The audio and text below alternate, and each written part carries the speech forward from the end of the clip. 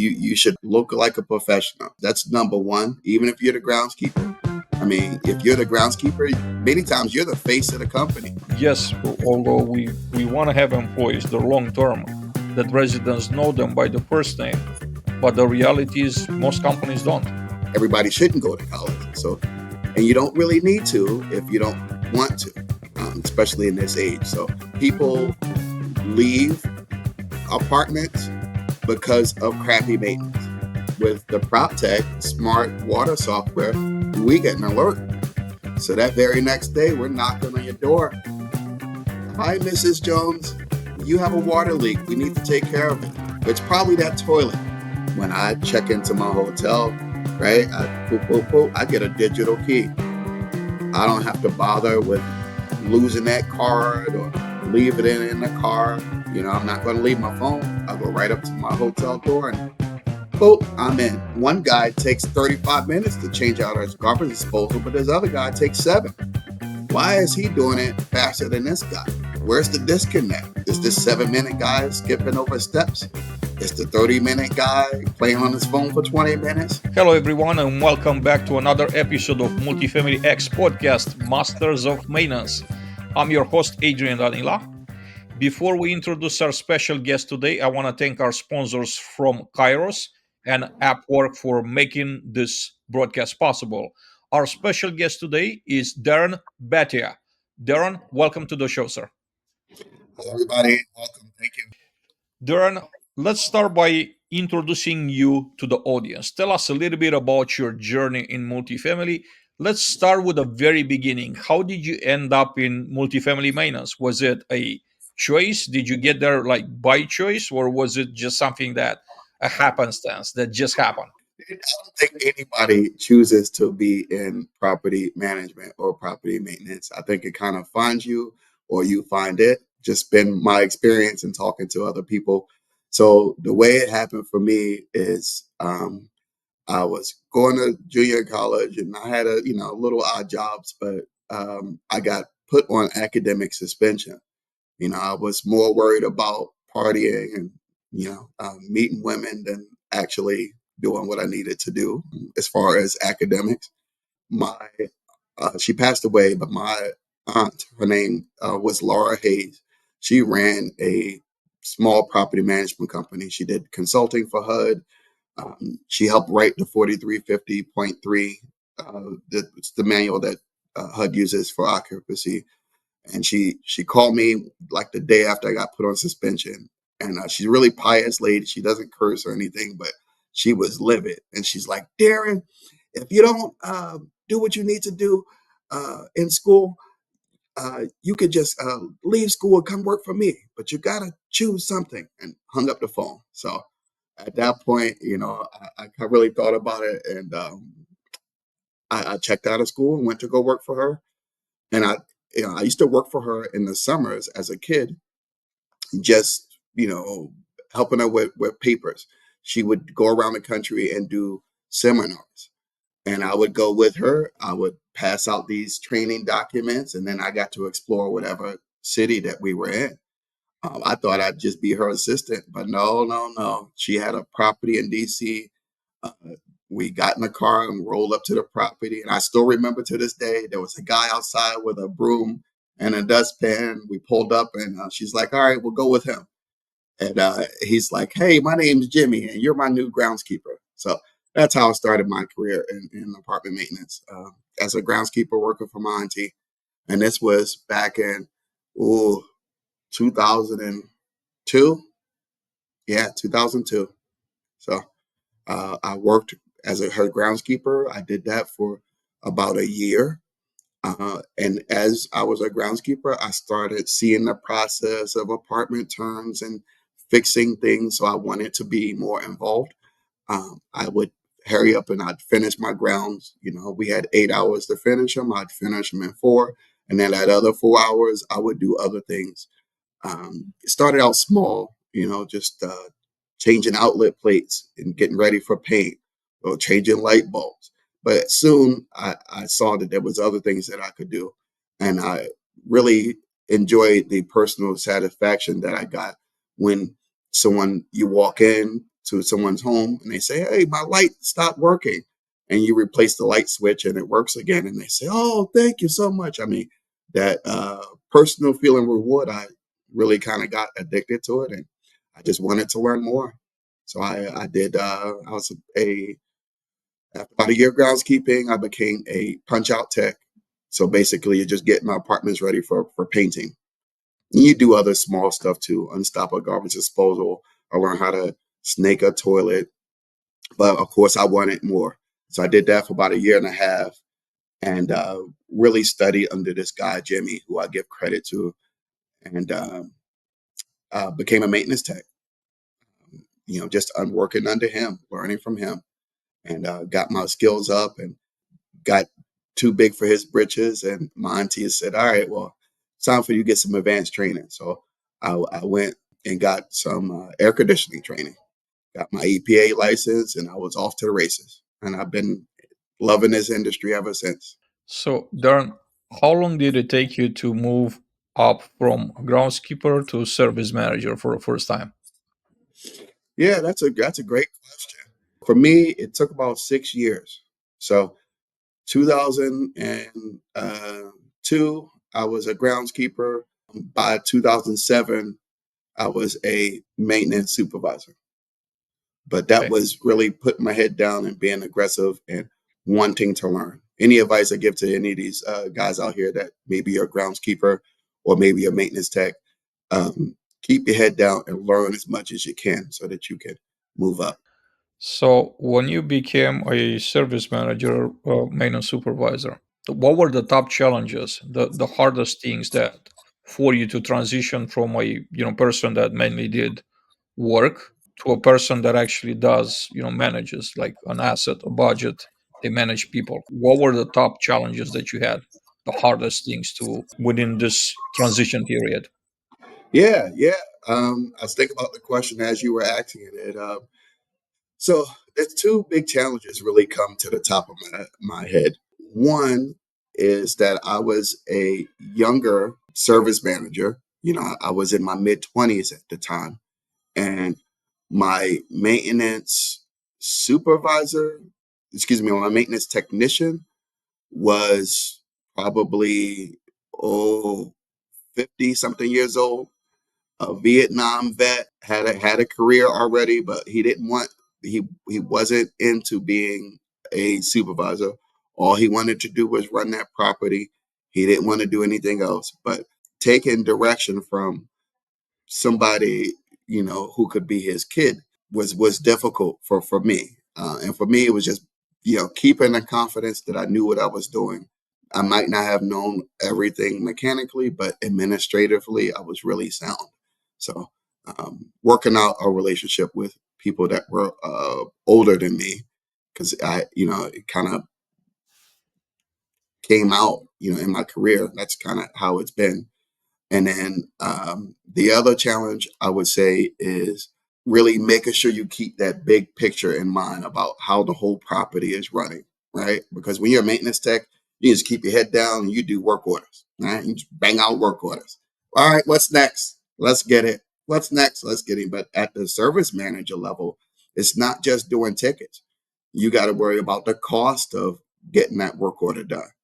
You have to worry about other people, managing these other people and seeing the bigger picture that, hey, where whatever your goal is on that property as far as occupancy and uh, gross potential rent, like that's the bigger goal here. Yes, we're running a maintenance department, but we need to keep the bigger picture. So those were two challenges that I would say, yeah, definitely had to get over and conquer. For individuals that are now in a lower positions at the site level, whether they're groundskeepers or maintenance technicians or migrated technicians, Mhm. what are the top pieces of advice that you have for them when they aspire to move up and become service managers? What are the top 3 or 5 tips that you want to give them? So the number one tip I want to give them is look the part, right? As a groundskeeper maintenance tech, sometimes I see people that they don't really take as much care as they should as far as their appearance. If you have a uniform at work, it should be neat, clean. your shirt tucked in. You should look the part, look like a professional. That's number one. Even if you're the groundskeeper, I mean, if you're the groundskeeper, many times you're the face of the company, right? If I'm a prospect and I roll up to that property and I'm like, well, where's the office? All right, I'm usually that person I'm asking is the groundskeeper. So if you're professionally dressed, that's a really good thing for the company and yourself because you present well. And the second thing I would say is stay aggressive about learning. In this world, it's not like it used to be when I was a kid. If you really wanted to know a deep dive into anything, you had to have an encyclopedia. You couldn't just jump on YouTube University and get the information. I mean, there's so much information at your fingertips about anything that you could be aggressive and create your own learning plan of what you'd like to learn about. So those are two big tips. Stay neat and professional and be aggressive about learning new things. You'll go far. Darren, we as an industry have been facing labor shortages for very, very long time, for a very long time. So I do want to ask you, what do we do as an industry to do better, to just kind of overcome this challenge or at least alleviate the pain? What are some things that we could do as an industry to bring more, new blood in, to grow our own, to overcome this challenge? Man, I could just you asked me a question, so I could just give you tons of complaints about the trouble that we're having industry Now wide. I asked you But about overcoming. I didn't ask you about the complaints. We that's know what right. That's right. we know what the complaints are and the challenges. I like for you to focus on the solution, right? Because Yes, right. I So, think that's what was the most value. I think that uh-huh. our audience here kind of like shares with you and I. They kind of know what we know as far as the pain. How do we alleviate the pain, right? We're trying to find that solution or the solutions. Maybe it's not just one solution. So if you could share some of your thoughts on how we could overcome that, that'd be fantastic. Sure. Yeah, that was a joke about the complaining, but yeah, Of course. I think that we just have to really think outside of the box on how we find people now, right? Because there's lots of competition. I won't get into that part too much, but there's lots of competition for skilled workers everywhere. From warehouses to hospitality. Texas, we got the oil and gas industry. They're pulling left and right. But I think that getting people early, right? Everybody ain't going to college. I mean, the math just doesn't math. Like everybody shouldn't go to college. So, and you don't really need to if you don't want to, especially in this age. So, going to high schools, picking up, just fresh talent that they don't even know how to turn a screwdriver from left to right and training them in house. I think that's a really good avenue to go. Also, giving people second chances. There's a whole market of people that maybe they got in trouble early in their life, and has hindered them a little bit. Of course, you stay away from the nonviolent stuff, but yeah, if somebody had a bad thing happen to them, or they did something bad, that was nonviolent 5 or 6 years ago. Why not give that person another chance? I think that those are two avenues to kind of go through to find new people. Job programs. Many municipalities have workforce development or redevelopment of skills.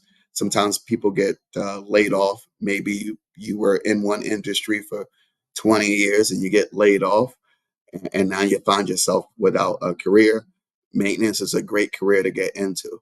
So I think that's another third tier. Don't forget about our 50 and older population. Maybe they're doing second careers. I've got several maintenance technicians that are over 50 and thriving, and this is a new industry for them. I'm thinking about one of my maintenance supervisors. This guy he worked for Union Pacific, the railroad, for 30 years. It kind of consolidated and he was laid off, but he didn't want to sit around, the house. So he came and applied with us, and he is awesome. He's one of my best maintenance supervisors. So that's three. Get them young, get them older, and don't forget about people that you know, maybe messed up a little bit in life. You just really got to be unorthodox with looking for people. But poaching from other industries, they're poaching from us. So we just finding fresh talent in other places. Yeah. There, one of the things that are happening in the current world in the world is the gig economy is real, Mm-hmm. and it seems like it's something that grows every year. I travel a lot, and then I like to talk to my Uber driver, just Mm-hmm. kind of their feeling about how they're feeling about doing a gig. And I haven't heard a single one of them expressing that they will kill someone to go back to a full-time job. Like they'll do whatever it takes. It's actually the exact opposite. They prefer this fact that they could set up their own schedule. They could flip that, switch on and off and determine when they want to work, at what time, for how long. The fact that, they don't really have a per se boss, right? So they love that independence. So I want to ask you, do you see any value, or do you see that we would adopt some sort of a platform or system to take advantage of the gig economy, to where there's going to be a platform where individuals qualified to do maintenance work will kind of sign up for, and then companies like yours, operators, will just kind of go and match their needs with the available talent, kind of like a Uber for maintenance. Do you Hmm. see that? Do you see that as happening in the future, a role for our industry? Yeah, I don't really see that happening. I could see where maybe people try it, but I don't think necessarily it would be super effective because one of the things about our industry is it's all about relationships. A lot of people they renew their lease based on, man, I got a great maintenance team here. That Jerry guy, I love that Jerry guy. If I call him, he takes care of me. You know, um, I've known the manager for 5 years. I really enjoy being with this manager. People leave apartments because of crappy maintenance. They leave apartments because maybe the manager puts a bunch of fees on them that they don't necessarily need. So I don't think the gig economy would work for that reason because the most successful companies, they have long-term employees, they have long-term maintenance teams. People feel because you're entering somebody's home. There's a level of comfort and trust needed to go into somebody's home. As a gig, you could, if it's set up like an Uber or something like that, and it's just some random Jimmy's coming to go fix my sink. I don't know this Jimmy guy. It's so I don't know if that would work. That's just my perspective. Yeah. I just want to play a little bit the other side. And you said one of the things that people have to trust you, Hmm. right? That to have you had to build a level of trust. I don't disagree. I'm actually agreeing 100% with that. Now, think about the cable guy. Think about a plumber, someone that doesn't belong to the property. They still have to enter people's apartments to resolve issues, right?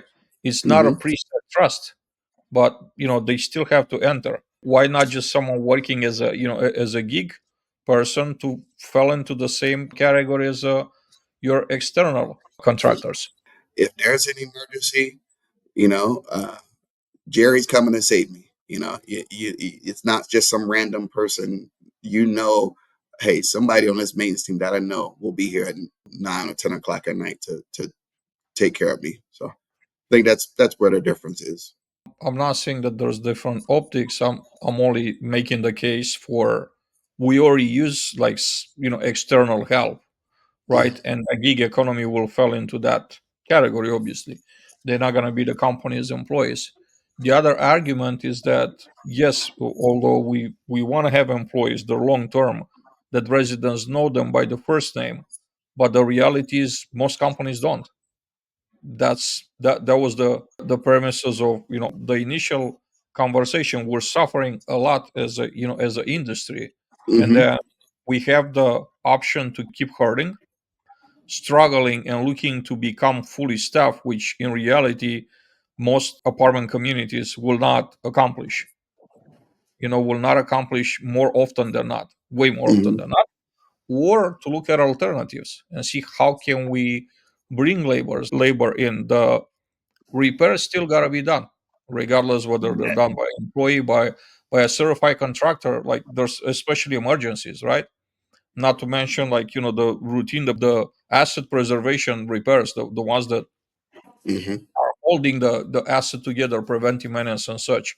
So that workforce, like that labor, is still needed, right? Whether we have the employees or not.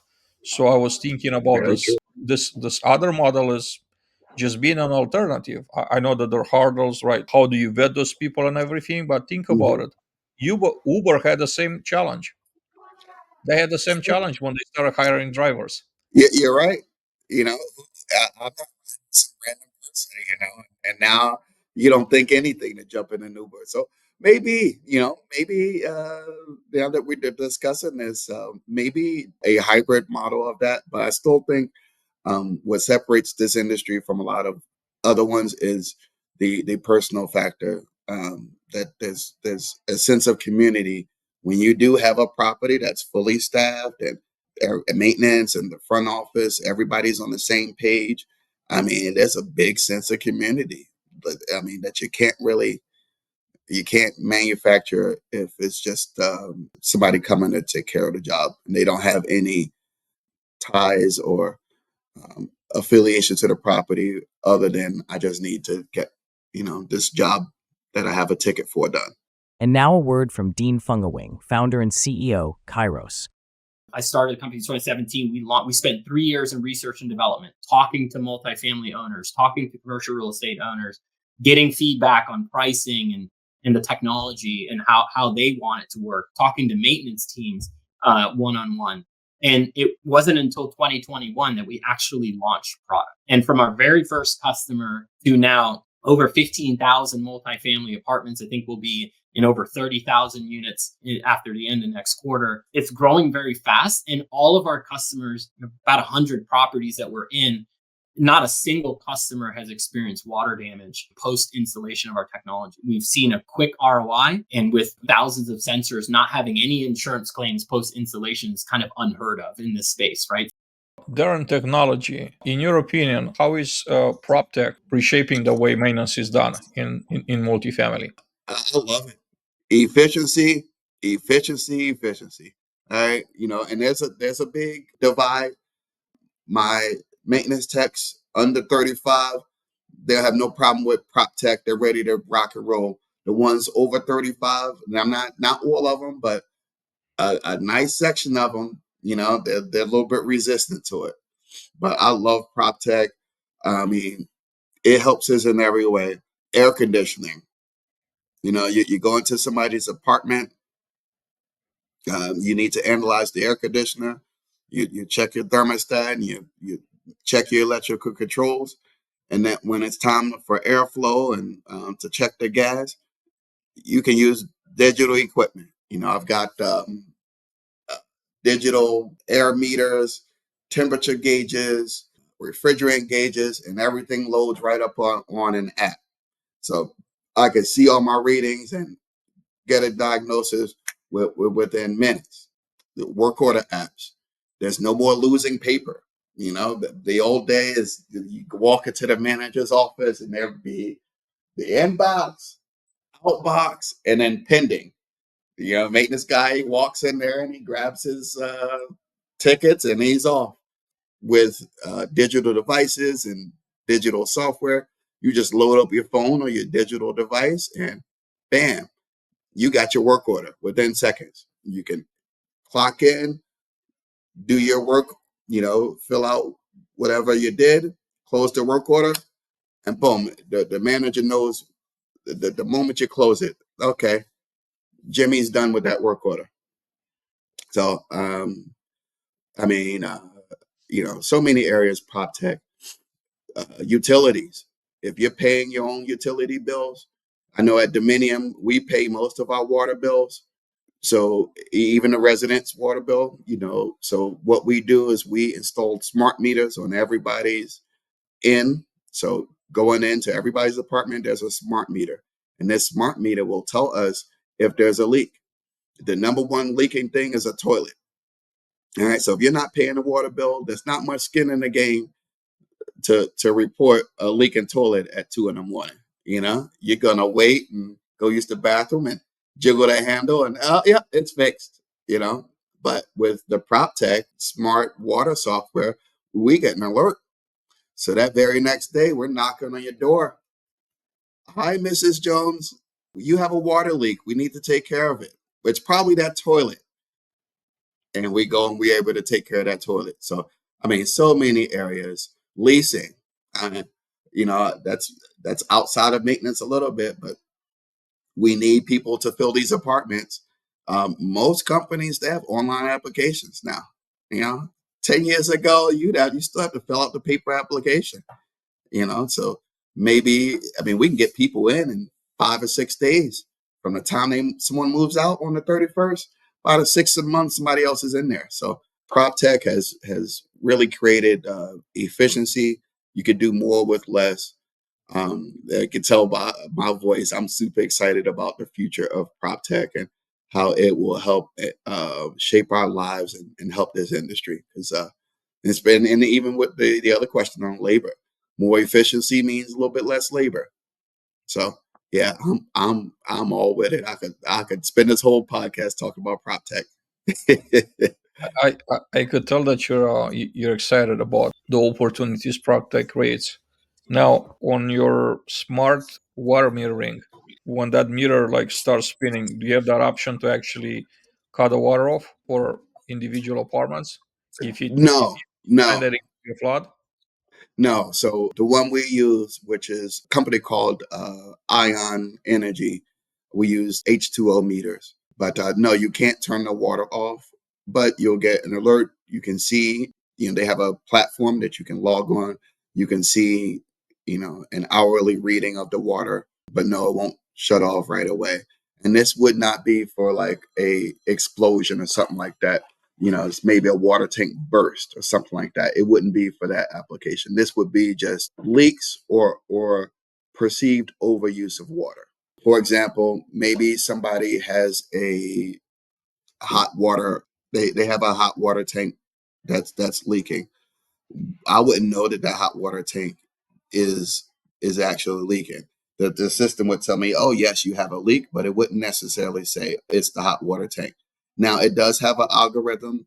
You think about it, how many water appliances can just run and run and run without being reported? If that hot water tank busted, the resident will, most likely their home, they're going to call us and say, hey, I got water on my floor. What appliance is there out there where the water can just run unchecked without the resident knowing about it? It's only really one, which is the toilet. So we center most of our focus there, but yeah, catastrophic, it wouldn't turn it off. But hopefully the idea is that the resident will let you know right away.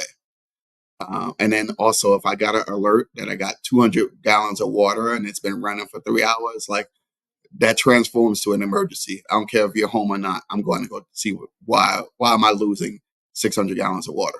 Darren, I want to go to a different area next. One of the top conversations that I'm hearing throughout our industry is about centralization. I'd like to get your thoughts on this, on centralization in maintenance, right? In multifamily maintenance. What are your thoughts on this? Is this a real thing, or is just a buzzword that's it's coming and it's gonna become a fad? Or is this something that is not either one of them? Is somewhere in the middle type of situation? Yeah, it's a great question. I think it's somewhere in the middle. I don't think we can totally just go to centralized maintenance. Every company is set up differently. Maybe you have a larger company and you have a cluster of properties where you can kind of make it work. But if you're scattered sites and you got 30 sites across, 100 miles, centralized maintenance is a little bit harder to do. So I think we'll probably end up somewhere in the middle with a kind of a hybrid system. So maybe properties that are not as staffed as they were before, and then there's like a roving team. So here at Dominium, we do a lot with roving teams. We have a property operations team where we kind of land on a new acquisition or a property we're just starting up. and we have a whole team of people that get to this property, and they'll do the maintenance and do everything we need to do until we get a full staff. Um, we also have a position called regional maintenance specialist, which it's not centralized, but they have a cluster of properties that they're kind of supporting. So it gives you that feel of centralized because you know what's going on with all of them, but it's not exactly centralized. So I think there'll be a hybrid. There's a lot of talk at a lot of companies about preventative maintenance teams. Instead of having your site team do it, you would just have a roving team of people that just do your preventative maintenance. One of my buddy works for a company that they do specialized HVAC teams where they have a HVAC team that does high level HVAC issues only. So, and they have a portfolio, so maybe it's 5 properties, and they're responsible for changing filters plus any service work on those 5 properties when it comes to AC. So, which that takes the burden off the site team when it comes to HVAC, and then it also gives you the ability to have less staff there. If you want some sort of a centralization, before you could make that work, you have to have something else in place. And in my mind, that's access control. Imagine one technician, right? One technician that has to service 3 different properties. I'm just making up a number of properties. Hmm. Imagine for every single property that you have to go to is picking up a key, going to the apartment home, returning the key, going to the next property, going to the same process. And I'm thinking if they forget, and people forget all the time, like they're leaving this particular property with a key in their pocket and they're going to the next property. By the time the property realizes that key was misplaced, they haven't returned the key. Imagine them having to go back, return the key, and just this is like worst case scenario, but best case scenario is that they never do that. They never forget a key, but they still have to go back and forth to and from the office, picking up keys, returning keys. And this is just one more thing added to their list. Instead, like having the ability to actually access where the parts are, the maintenance shop, go to the apartment, and then once they finish one service request using the app on their phone to complete it, they could Hmm. take the next assignment, and this way the day keeps flowing, and that there's a lot of efficiency. So I'm thinking automation and access control should be in place, modern access control and automation before you even consider centralization. Do you have any thoughts on this? You absolutely got to have advanced access control before you even think about doing something with centralized maintenance. Because if you just have the regular hard keys, you kind of laid out what the predicament would be. And I love my maintenance people, but everybody's not bringing that key back.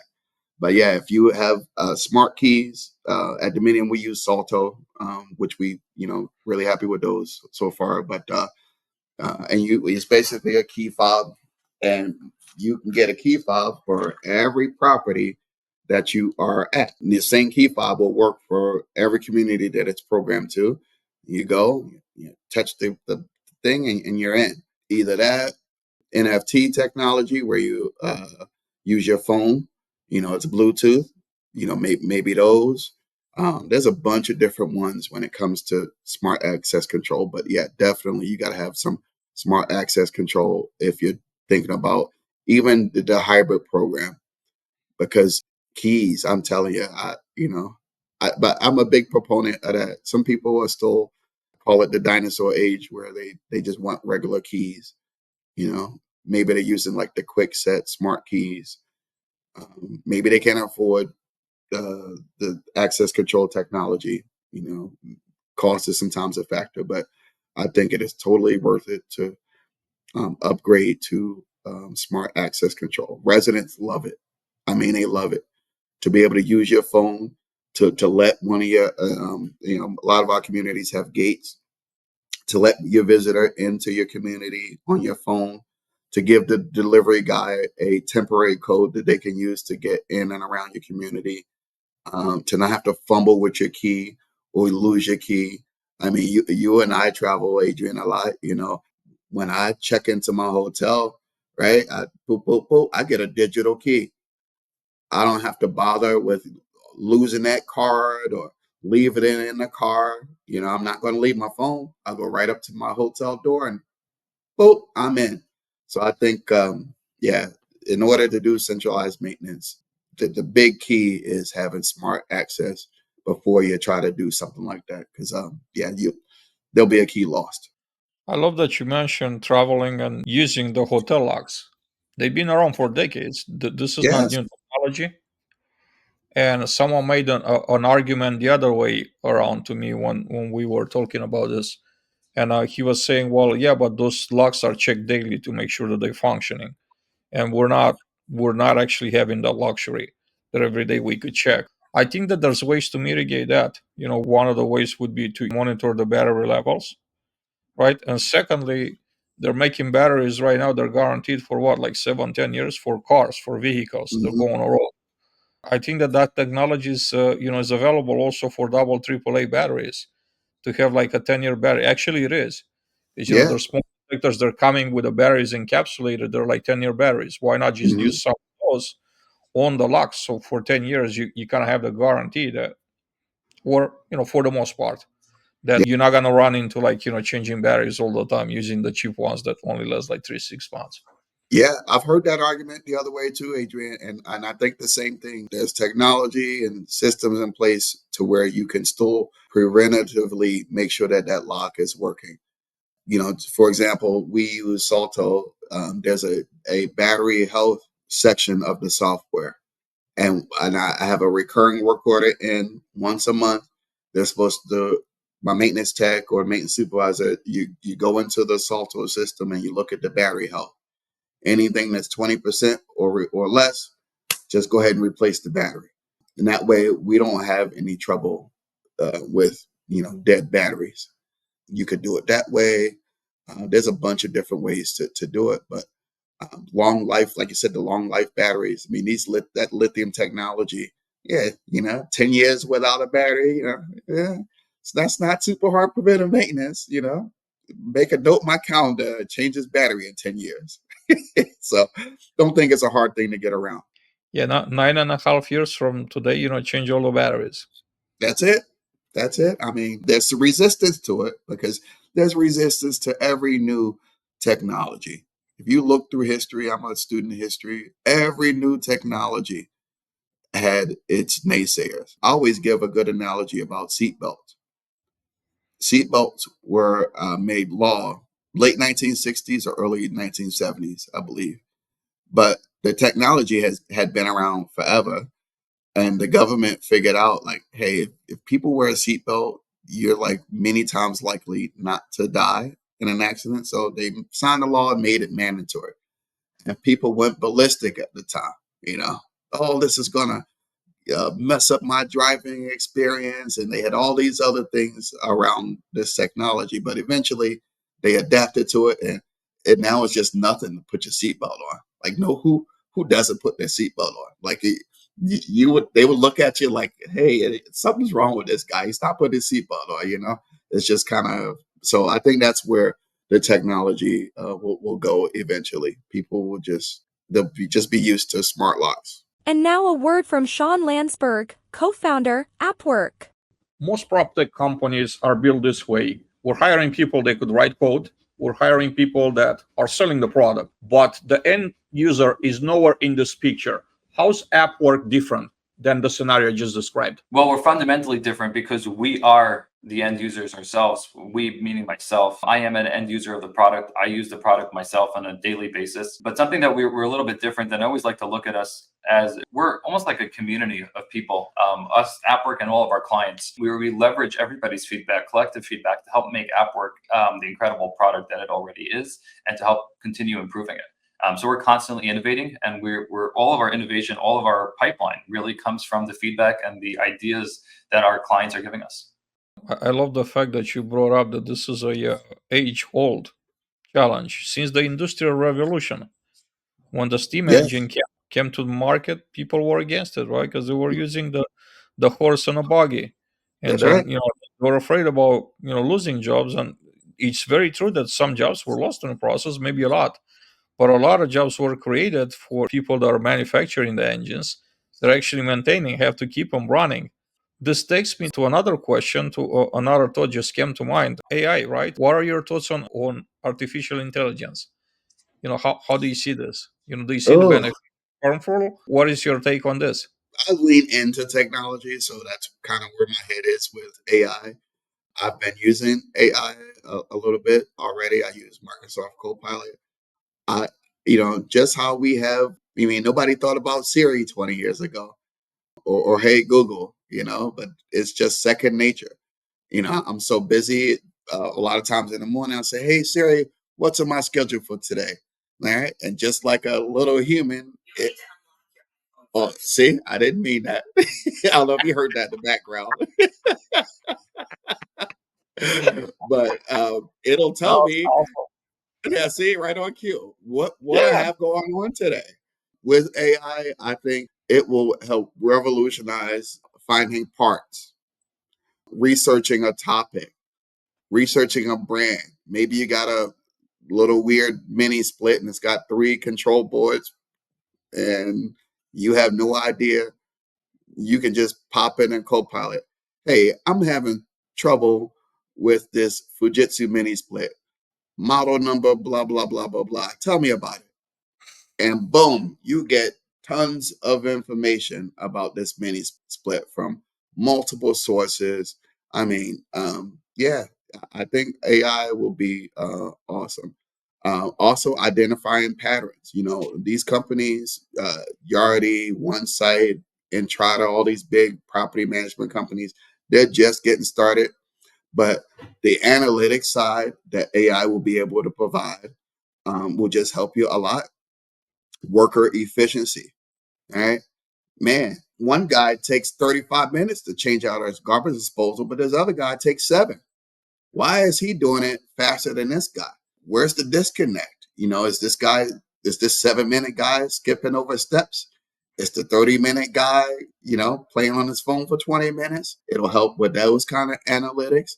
How much, money does it cost per unit per year? Projecting, uh, budgeting. I think AI will be help out predicting patterns in appliances. You know, uh, this particular stove, it tends to have this tendency. The year 3, maybe, the left burner goes out. I mean, you can get really granular in like analyzing all of this data because we in our field we don't really have anything like that grabs all this data and gives us workable output that we can use. But I think AI is the key. Absolutely. And they're just getting started. They're going to come out with this is just Darron Bethea speculating, but, I don't have any Yardi or OneSite or Entrata magic balls, but it just makes sense that they're going to put out like smart IQ kind of software. Hey, we'll map out your whole property and all your refrigerators, the average years are 5 years old. Your stoves are 2 years old. Just I mean, there's so many things that you can use AI to help incorporate. So I'm really high on AI, rhyme intended, and I think that it's going to really help our industry. I do.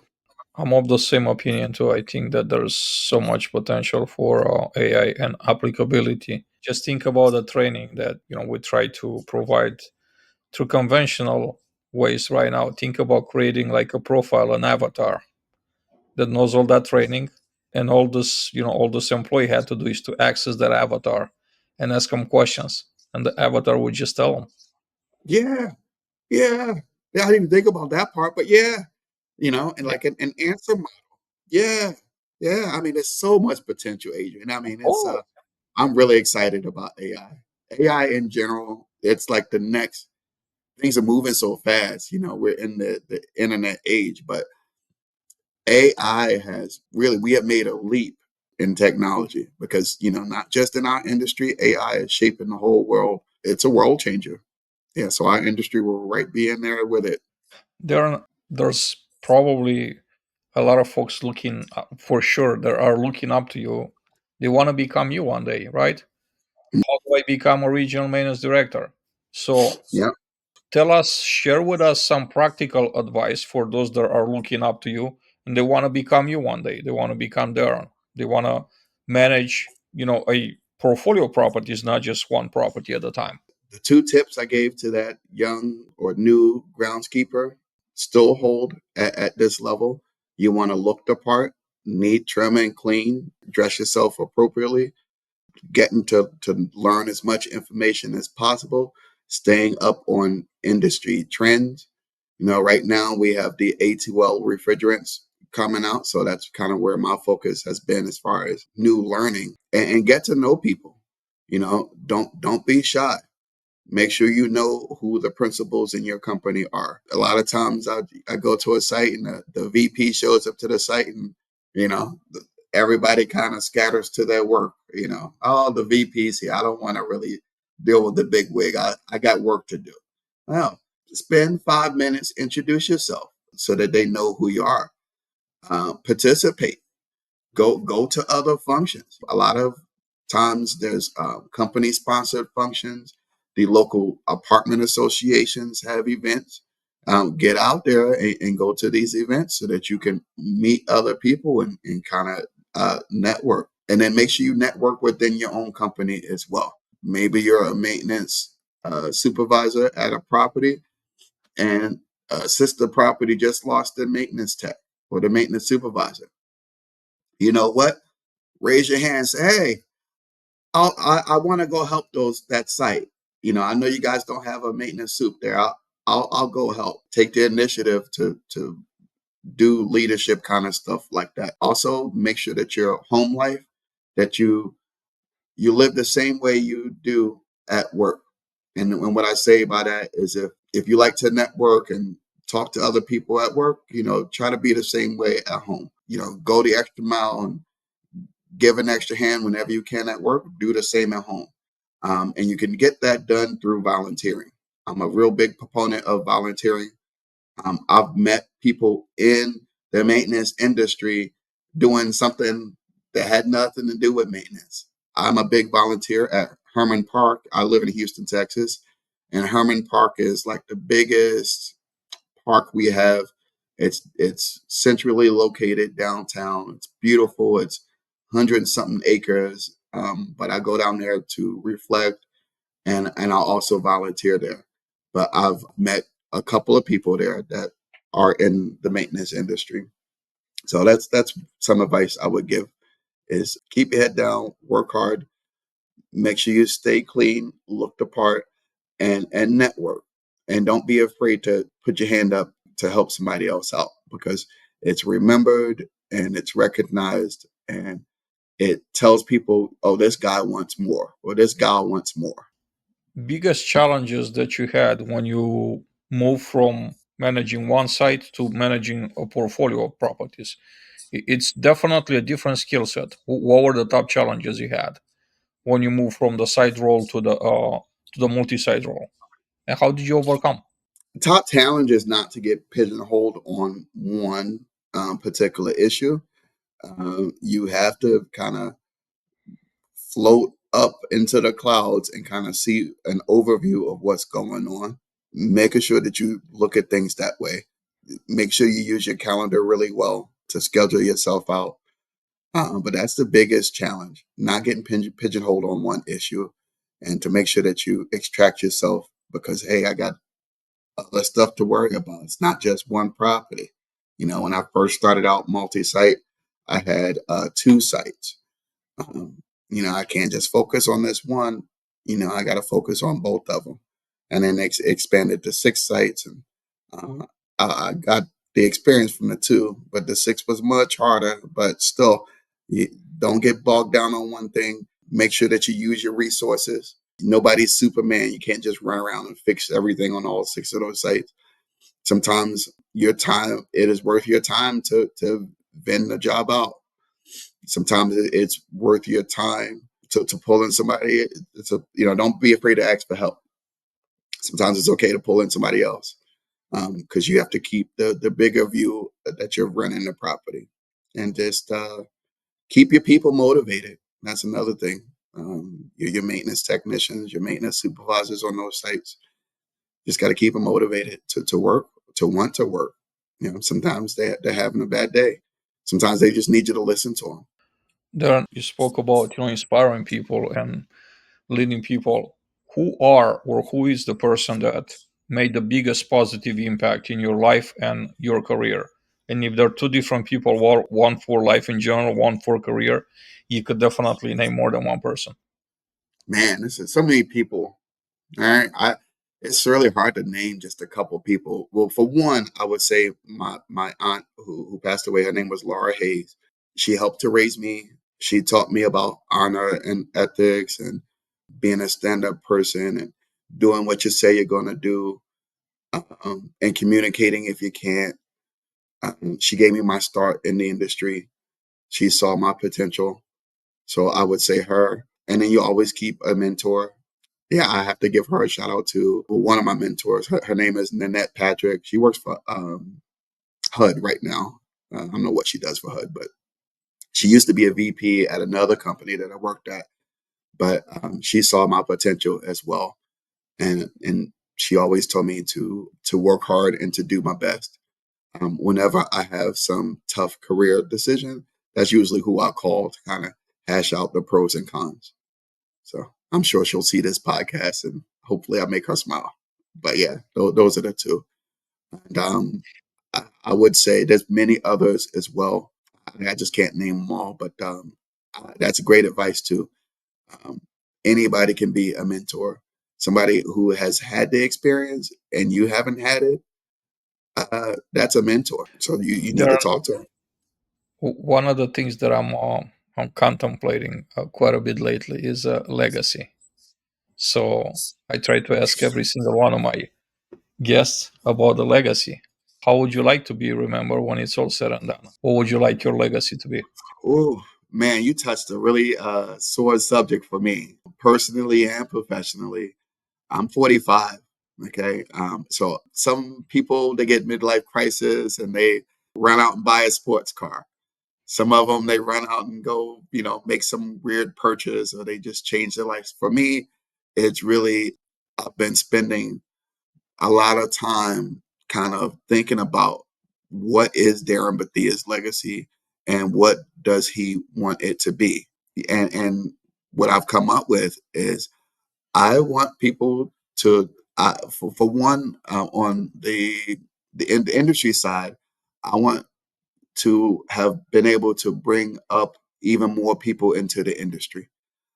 I want people to say, "Oh man, that Darron Bethea, he really, really helped me in this industry." It's one of the reasons I like to do the CAMT. You go through all these modules with these men and women, and then they get that certification. You're friends forever.